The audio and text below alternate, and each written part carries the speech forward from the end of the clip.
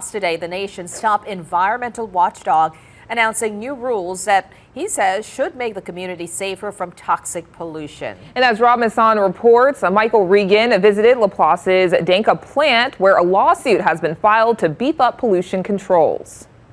The EPA administrator says they have already reduced chloroprene emissions by 85% here at Danka, and new rules just announced could provide even lower emissions for this community and others between New Orleans and Baton Rouge.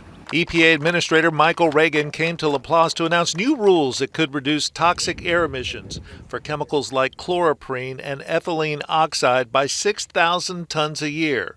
Regan says children at nearby schools are exposed to high levels of chemicals, which are likely carcinogens, and for him, it's personal. The children who attend that school, who study at that school, who eat lunch at that school every single day, look just like my son Matthew. A child that goes to school over here, within 2 years, he has enough exposure that he would be 77 years old. The new EPA proposed rules, which could take effect in 2 months, would also attempt to limit harmful chemical releases at dozens of other plants between Baton Rouge and New Orleans, especially when they start back up after being closed for hurricanes. Communities don't stop breathing during a hurricane. They don't stop breathing during an event. So it's the company's responsibility to control this pollution, and it's our responsibility to enforce those laws, and we're going to do just that.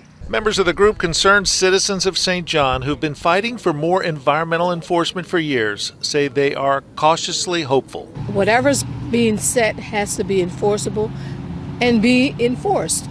The EPA and the Justice Department filed a lawsuit last month trying to force the Danka plant to put in more pollution controls to reduce chloroprene emissions. That suit is still in litigation.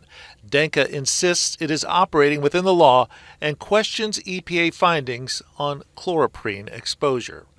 From Laplace, Rob Masson, Fox 8 Local First.